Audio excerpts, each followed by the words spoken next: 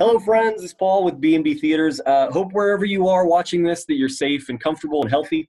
You might recall that we have started doing some Zoom interviews with some friends of ours across the industry to pull back the curtain to see how some of the movie magic is created before it gets on screen. I am joined by an expert in the field of ADR, that's automated dialogue replacement. I had to look that up.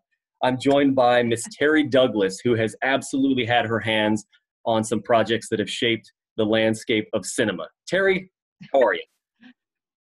Hi, I'm fine. How are you, Paul? I'm doing all right. Thank you.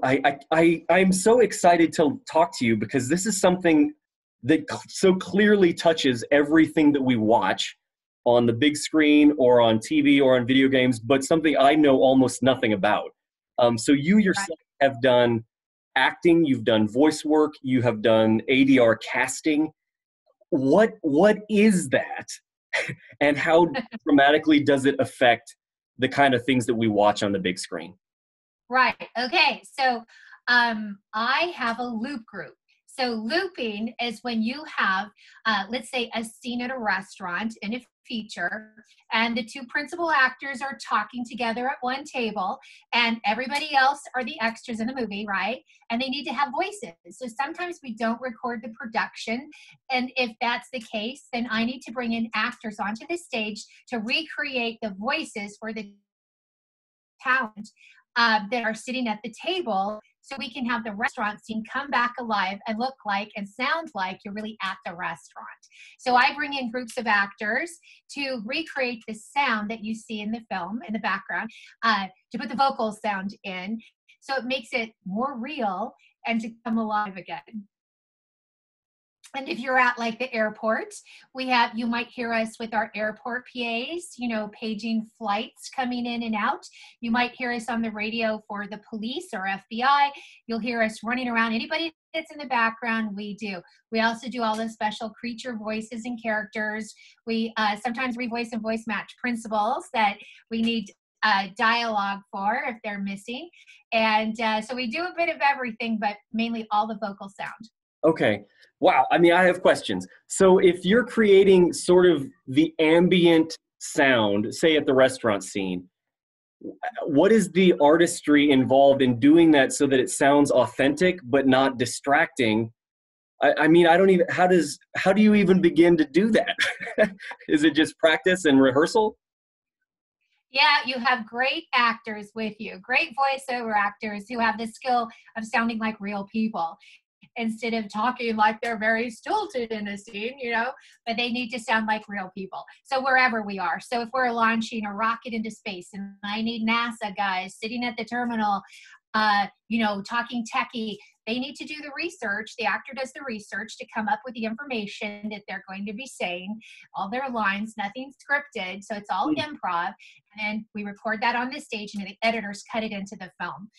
So depending on what type of movie we're working on, then that would be the research we would go look for in order for us to be able to speak in the background of the film, right? So at what stage in production would you be doing this? Is this all? In post. Okay, so all of the filming has taken place already. Yeah, so in post-production for a live action feature, they edit it and get it down to the director's cut. They're all happy with it. Then the loop group comes in and we put the background sound into the feature. And then it goes to editorial. Usually comes out about 3 weeks later after we have added. But things are a little different right now.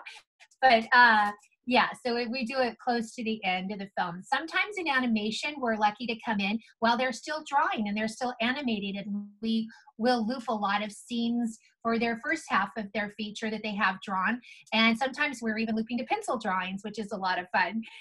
And it helps to the animators as well to have us have voices in the film that they're animating too. So it's not just their stick figures that they're drawing. So sometimes we're lucky to come in while they're still working on it. So is there a dramatic difference if you're hiring an actor for a live performance versus somebody who's doing ADR work? Are the skill sets identical? Are you looking for any kind of different intonation or inclination that a performer might have? For a loop group person? Yes. Okay, so loopers are actors who basically they're usually on camera actors. They've come from that world. So they're really great, strong actors who have Okay. a lot of improv experience. So they're able to, look at a screen on the film and be able to assess real quick what somebody might be saying. They're also able to put the voice in and voice match the people. You might be seeing like a waiter at a table and he might be chatting away to somebody sitting at a table and then drops a tray of dishes on the floor, right? And you Hmm. see him go, da, da, da, da, oh, and then he drops his tray of food on the floor, right? So I'll have an actor get up and they will literally lip sync that guy all the way through his performance of what he did and dropping the dishes and put the voice back in perfectly so that it sounds and looks like it came out of that actor if it's an extra in the background. So then we will put the voice back in for him. So it makes the scene look more real and Yeah. sound good. My goodness. I mean, that sounds really pretty fun, but also very difficult. I mean, super detail centric. I mean, It's very detailed work. And, great loopers are people who know a little bit about everything. It's kind of like being in college where you just have to study and research so many different things because every movie is super different. And so you will need to know what's happening in that film, which I tell my actors before they come to this stage. So then they are able to redo the research and come up with the lingo they need for that film. And I use a lot of foreign language talent. If I have films, we have like maybe I need an all Chinese group, maybe I need a Spanish group. So I have all different sorts of speakers that come in and to create the backgrounds of these films. and is this something that people are training specifically to do? I mean, or do people go to LA saying, I'm going to be, by golly, the next leading lady? Or do they aspire for careers in ADR, and can such a thing be sustained? Well, looping and ADR now have become, loop groups per se, have Mhm. become a career. So it's not something we do for moonlighting. It's not something people just get into to do for a day here or there. It has become actual career. So you need to take maybe some looping seminars and take some classes so you learn how to loop. We don't just stand in front of a microphone. We move around the stage a lot as a big group. So if we had like a great big group on stage where we were let's say it's a crowd and they're running past a building or something, right? So I would have my loopers get on one side of the stage and they'll all start screaming and yelling and running past the mic. And then Yeah. that is cut and placed in the film. And it sounds like that crowd just ran past the microphone, right? And so it's really fun. It can be a lot of fun and a lot of challenging that goes on. But you do need to know how to loop. You need to know the technical things that we do on the stage. It's not about just standing in front of a mic. So I would suggest taking classes, especially improv and scripted theatrical classes where you're learning to act, to be an actor. These are real actors who have very good, strong acting skills. Hmm. So as a performer, I mean, I can see how being flexible and being able to kind of adapt to the situation is pretty critical. From a technical or from an editing standpoint, is the work very similar regardless of kind of the nature of the content? I mean, you've done things that are, children's animated films and horror films and huge action films. Is the work kind of the same? You just work in line with what they're hoping to produce, or does it vary significantly project to project? Well, our techniques are the same on stage. So moving around and the things that we do, our techniques are the same pretty much from film to film. But the genre has definitely changed that up a bit. So who I cast to be on each film would definitely be reflective of what's needed in that film. Who can handle those voices? Do I need adults to play kids' voices? Then I would hire, the great ladies out there who can do amazing kids' voices, or I bring in a group of kids to do the kids' voices. So everything is very different in casting wise to get the talent onto the stage. But the routine stuff we do of how we approach the work on the stage is pretty much the same. And you'd say that the approach is the same too, regardless of sort of the platform, because you've done work for video games and for television and for film. It's sort of all in the same basket. Is that fair? Yes, well, video games are very different. Video games, when I hire the talent and cast them, they're playing a specific role. So they're generally the lead actor in the game. Sometimes we do some loop groups for the video games as well. And then that's a group of people that will come onto the stage and we record them. Maybe it's a military game and, there's soldiers running around and screaming and yelling and fighting and people dying, and we will we will do all of the voices for those, and we do what we call specifics, which are a lot of fun.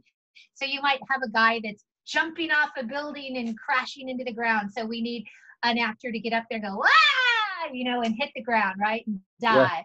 Yeah. And so we call those efforts.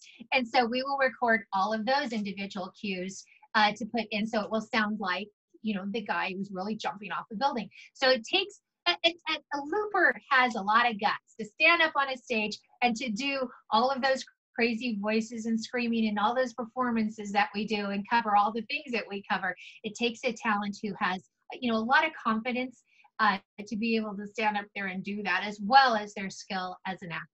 Yeah, yeah. How interesting. I mean, you've worked on some projects that are pretty significant, and you've been at it for kind of a long time, since like 93. Is that right? Yeah, 95, 93. Yeah, a long time since I was a kid. I mean, surely the technology has changed immensely in that time period. So does that free you up to do, sorry, go ahead.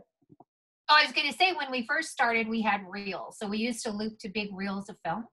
And it would take an editor, the engineer, about 15 to 20 minutes, maybe even a half hour, to take that reel down and put another one up so we can keep looping. A film is generally divided up in 6 reels, right? So every time we had a reel change, we would have a long break in between each reel. So it took more days and longer times to do what we can do. Now today, everything's digital, and boom, they can put another reel up and we can get into the scene really quick within minutes. So so our workload has speeded up. We can do a lot more quicker now with our technology.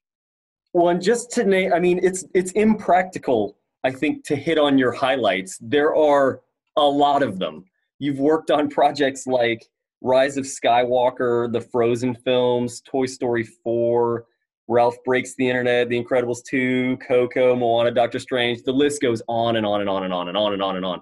Has there been a project or two that were particularly rewarding or particularly fun or particularly challenging that kind of just stand out in your mind?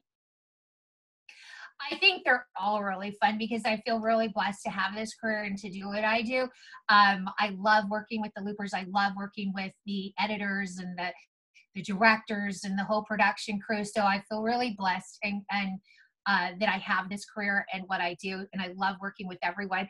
Every film can be really, really different. And I do have some in my bag that I have done over the years that I still remember, and I still remember funny things that people said or did on the stage, and the heartwarming moments that the talent might have done in front of the mic. So, but I just love all of it. It's just a lot of fun.